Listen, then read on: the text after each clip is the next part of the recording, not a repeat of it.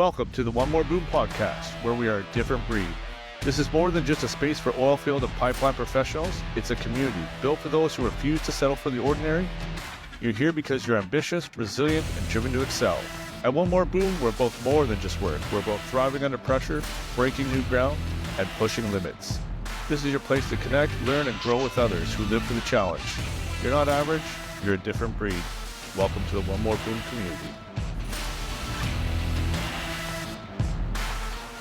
Here we are with another One More Boom podcast with my man Shawn Miller. How you doing there, brother? I'm good, brother. How are you, man? It's cold.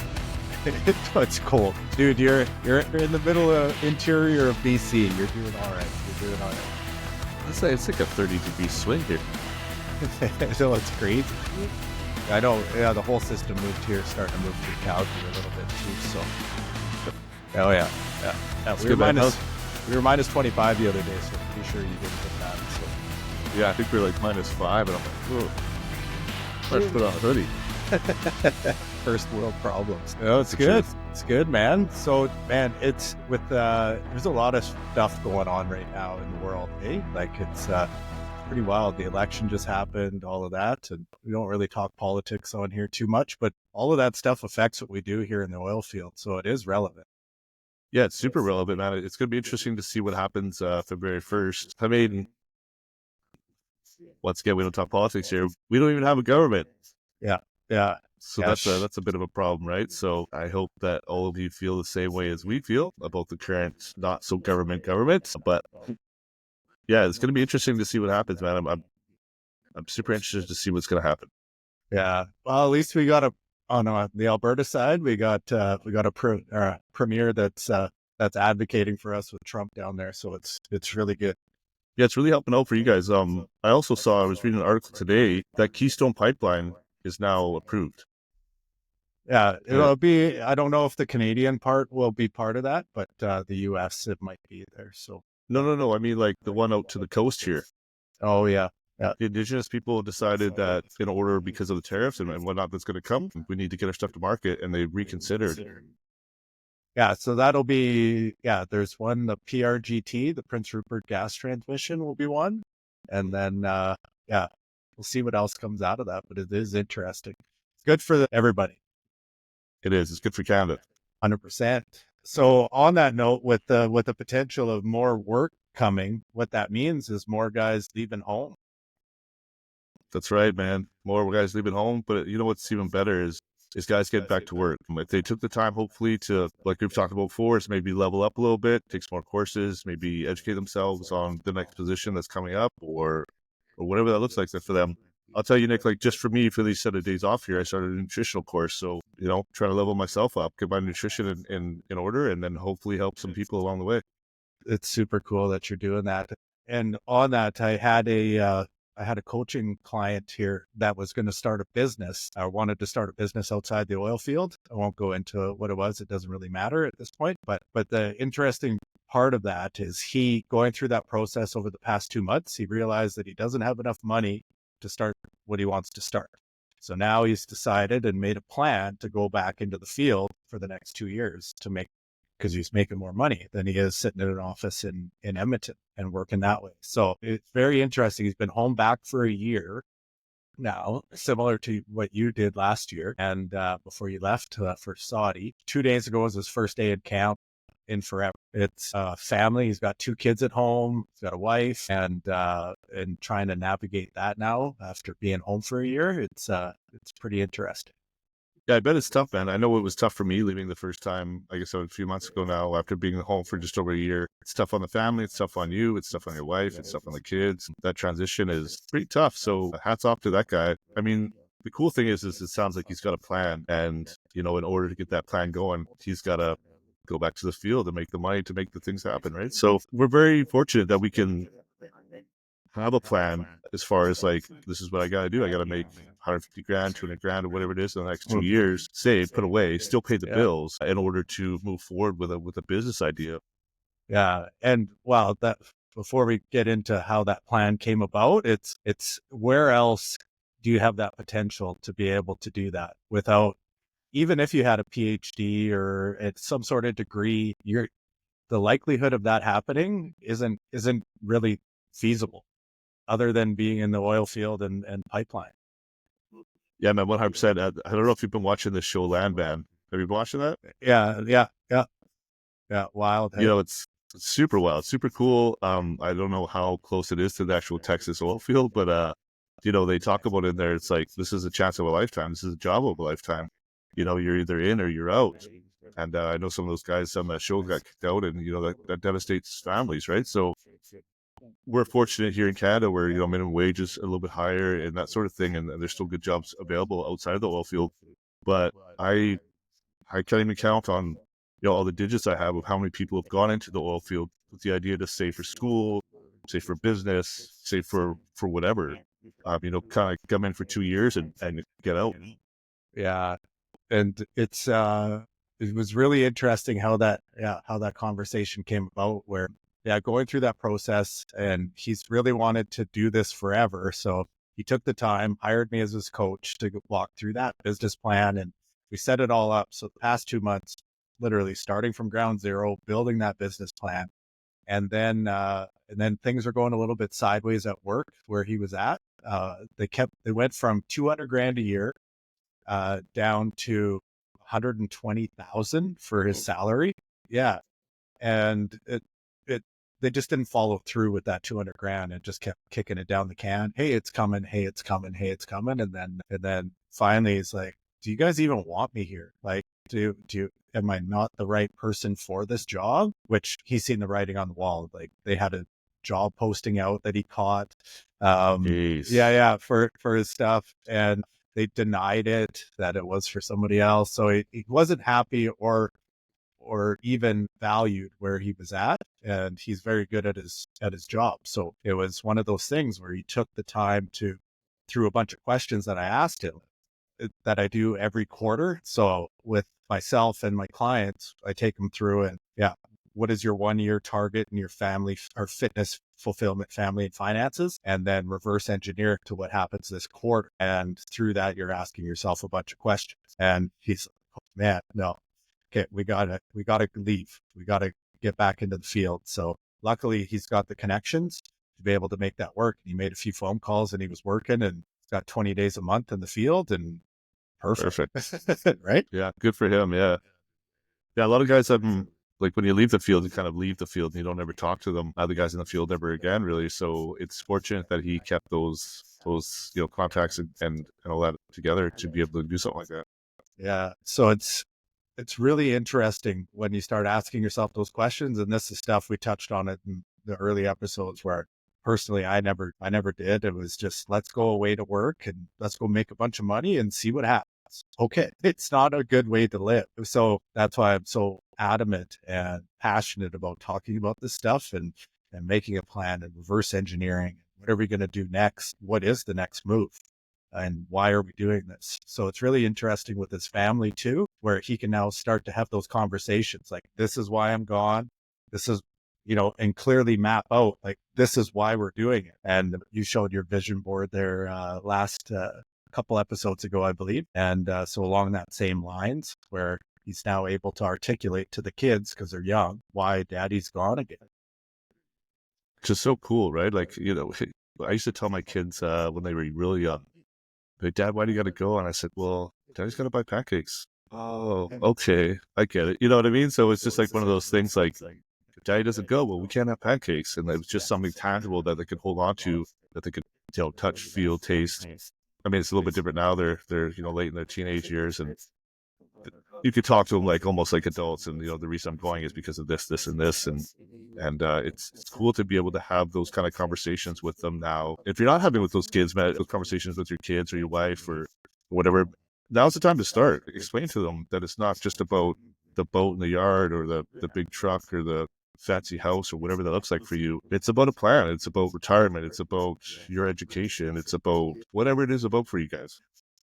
And what's so cool about this guy is being able to articulate that business that they have at the end, the carrot at the at the end of the trail, if you want to Right. put it that way, Yeah. is now he's teaching his kids about business. Because he's been walking through and they've been having family meetings on, hey, like this is this is what we need to do to get this life.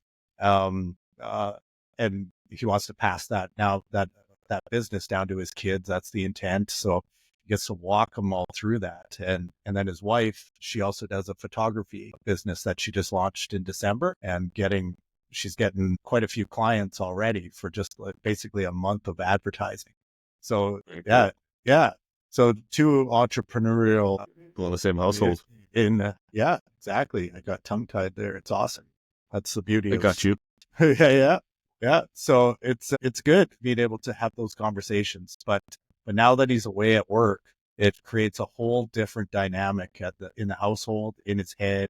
So he's talking about hiring a counselor to help him through that stuff, so he can talk with him, every couple of weeks or a month, and be able to manage that as one of his targets with his fulfillment. So Which is super cool, man. Like, it's becoming more and more acceptable, which it should have been in the first place, to be able to talk to someone professionally. I've had 3 people reach out from basically by like my community asking if I've talked to someone, and then that's something that I do. Of course it is. And just getting that stigma of having and we talked about this before, is like, you got to coach for fitness, you got to coach for business, you got to coach for life. Why not have someone to coach you on your feelings, yeah, right?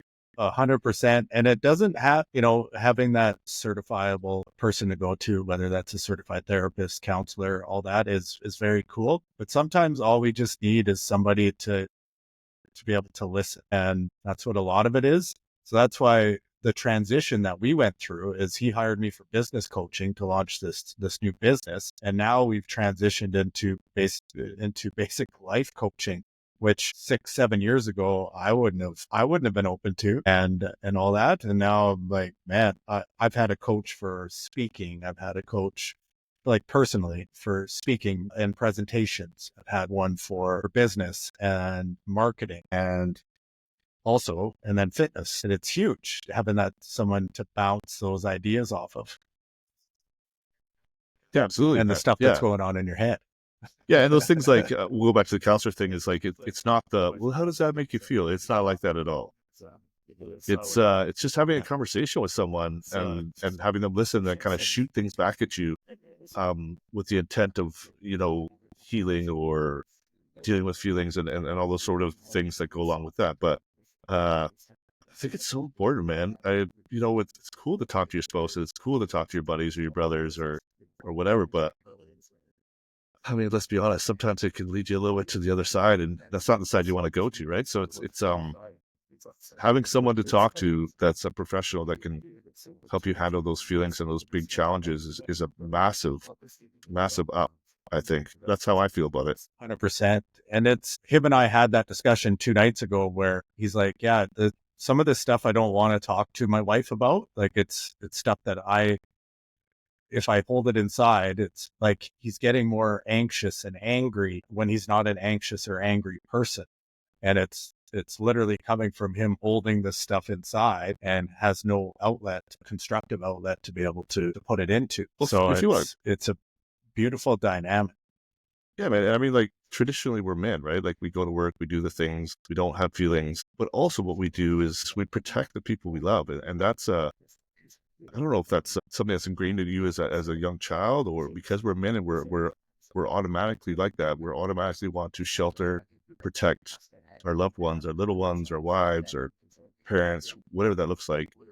So having those awkward conversations, like, I don't know if we can make rent, or that sort of thing, is like, those feelings that come along with that they're out of control, man. So Yeah.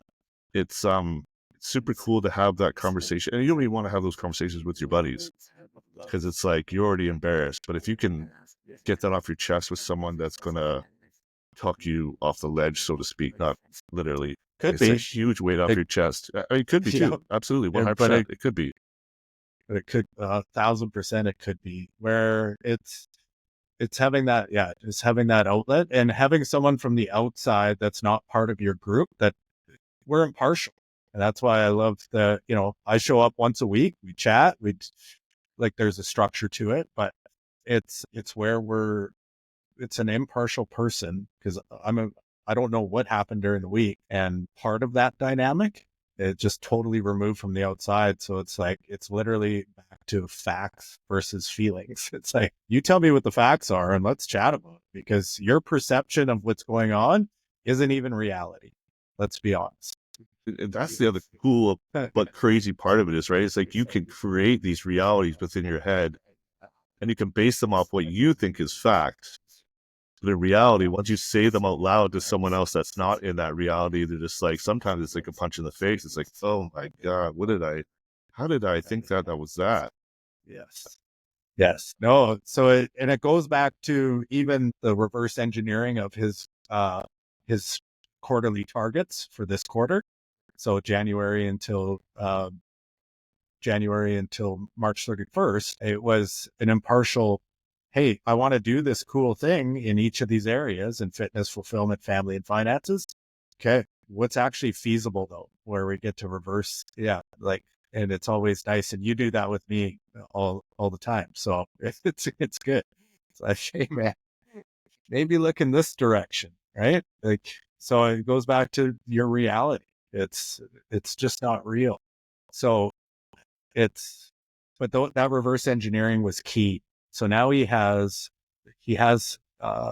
in his mind now what he needs to do, and then reverse engineer it back even further to every day. Okay, what do I need to do every day in each of these areas to keep pushing forward? Yeah, So move that needle a little bit. yeah, and when you're working, 12 to 16 hours a day out in the field, you lose that's lost time. Where okay, now we got we got 8 hours. What are we going to do with it? It's gonna, and you can eat that up real fast with a little bit of sleep and eating and showering, and as you know, and now the day becomes a groundhog day. But I can't tell you how many times I actually just had this conversation in the gym this morning with someone. I'm on days off, right? I mean, yeah, I have a few things that I got to do. I have some companies that, anyways, but on just a day where I'm not doing anything, I hit the gym in the morning, 8 o'clock. I take the kids and wife to work and all that sort of stuff. And then I'm like, okay, I got like 7 hours to do whatever I want with. And like all of a sudden it's 2:30, quarter to 3, and I got to pick up my little girl, and I'm like, where the how does that even, you know what I mean? So when you don't structure your days, because I'm thinking I got a day off to myself, I'm like, I'm not going to structure anything, but I got to be here for this. Just fly by, and then did I accomplish anything, Nick? Mm-hmm. Yeah. I didn't. No, no. So that's why I'm really adamant now that he's back in the field. So he has this 150 to 200,000 audacious in 2 years. Let's do that.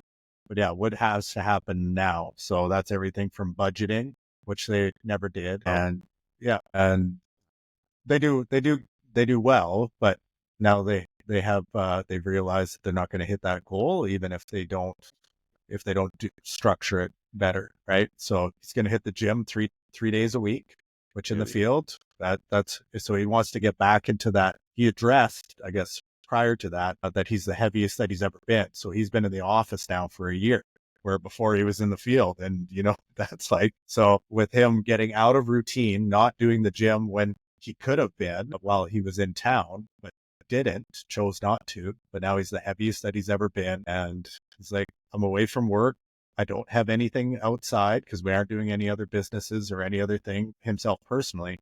So I got time to put into me 3 days a week. So that's what I'm committing to. So it's pretty cool. Massive, man. And I've talked about this before, and I think it's legit. Is when you start putting time into yourself, you show up better for the world, for the people you love, for your company, for whatever it is that you need to show up for. When you start taking care of yourself and putting that time in to yourself, you show up better in the world. Yeah.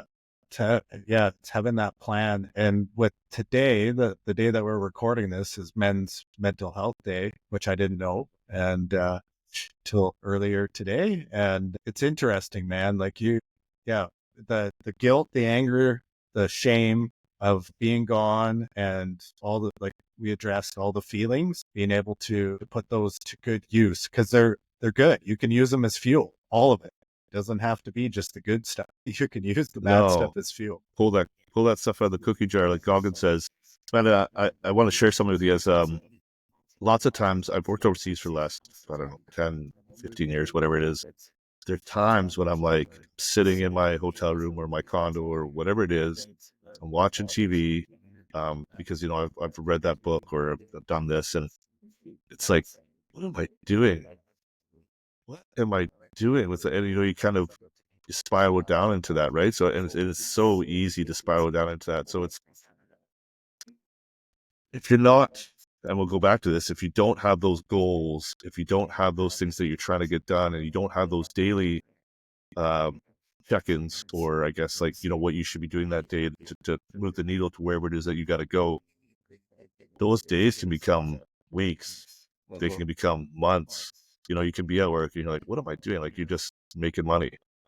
And Yep. I mean, not that there's anything wrong with that. And you can have financial goals, right? But if you don't have those goals in place, for me, like some of those days, I was just like, it's easier to go in a downward spiral because it's like I didn't have a goal. I was doing it just to do it, just to make the money, which is now for me, like it seems almost ridiculous, right? It's like I didn't have a goal in place. Like where was I? What was I doing? Just Yeah. making money.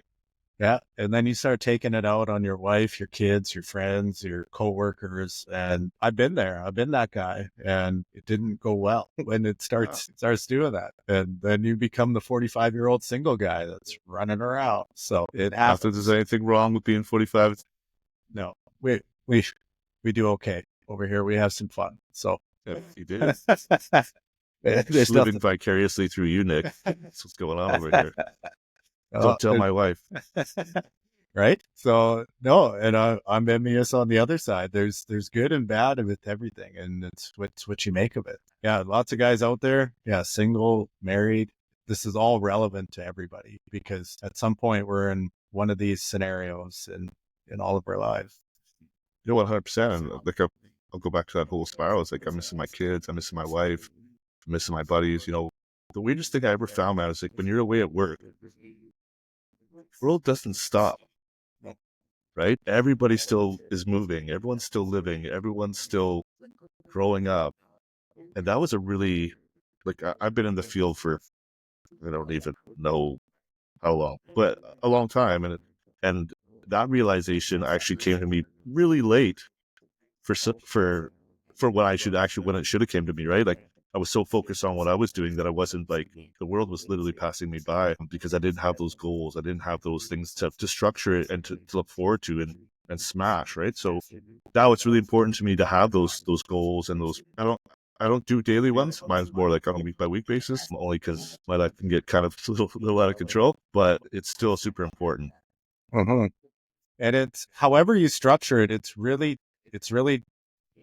up to you how you want to structure it because everybody's different. Everyone has a different tolerance. And I'll go back to I'll touch on my fitness journey myself is I'm pushing in business. That's what I need. I'm working on structure. I'm working on stability personally with things that I've purposely put myself into. And that's the focus, but I'm still staying consistent in the gym.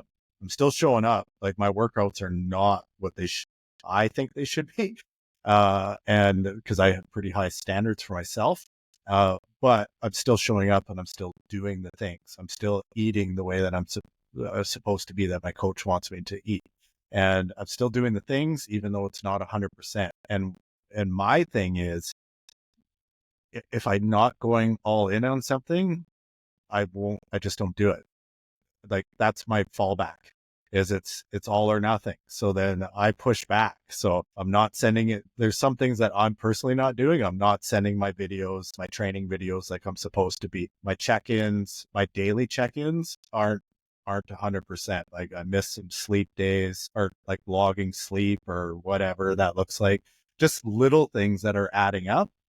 But if I let that go on, if I don't catch myself sooner than later, then I'm not going to be fulfilled because that stuff does fulfill me. Like so, but having that coach there to like push me and like, hey, this has been going on. Okay, you told me that this is going to be 2 months that you're going to kind of go off the rails a little bit. Well, let's rail it back or rein it back in. And Well, I love having it. massive about accountability, but they also the thing about letting those stuff go, and the more you let those things go, the more they become the norm, and the more you can justify doing A, B, C because of C, D, E. You know what I mean? Like And that's kind of the problem. That's when you commit to something, and I'm the same way, Nick. If I'm going to do it, I'm going to do it 110% because I hate being bad at things. Uh-huh. I don't know if it's a competitive edge or competitiveness in me or what it is, but I hate being bad at things. I hate being bad at my job. I hate being bad at whatever it is. I don't. So I'm going to do it 110% because then I know I've given it my all and I'm not going to slouch off on it. And then hopefully I'm going to get good at it, whatever that may be. So going back to letting those little things slide, once they become the norm, it's real hard to pull yourself back up that landslide, right? Like it's once you're slipping, it's real hard to pull yourself back up. So consistency is massive. Procrastination is the biggest form of self disrespect. Yeah. And I think that's it's a big one for me. And it's something that I've learned in the last few years, right? It's like, just respect yourself. Take the time, do the things, and commit. Yeah. And the small, consistent actions they add up over time. It doesn't look like it is. Like anyone that's tried to lose a bunch of weight and it hasn't happened in the first 2 weeks or a month or 2 months, it takes time, man. It took, if you're in your 40s, it's taken you 40, essentially probably since high school. So call it 25, 30 years of not taking care of yourself. It's not going to happen in 2 months. So, Well, that and you don't have to do it all at once. That's the big thing. It's just small little things every day, and it starts to compound. And all of a sudden, a year from now, 2 years from now, it's like, oh, I'm back to what I was before. Now we can build on. But we got these expectations in our mind that instant gratification and all of this other stuff, and boom, it's going to happen now. Well, yeah, you can pump a bunch of drugs if you're talking about fitness and doing stuff, but if you don't put in the work, none of that stuff means anything anyways. So you're just going to do more harm. So that's right. Yeah, you can take the Ozempic, you can do the things, but I mean, you can't take that stuff forever. And it's even harder for women. Like, let's be honest, especially at our age, Nick. I mean, they go to premenopause, menopause, all that stuff, and hormones plays a massive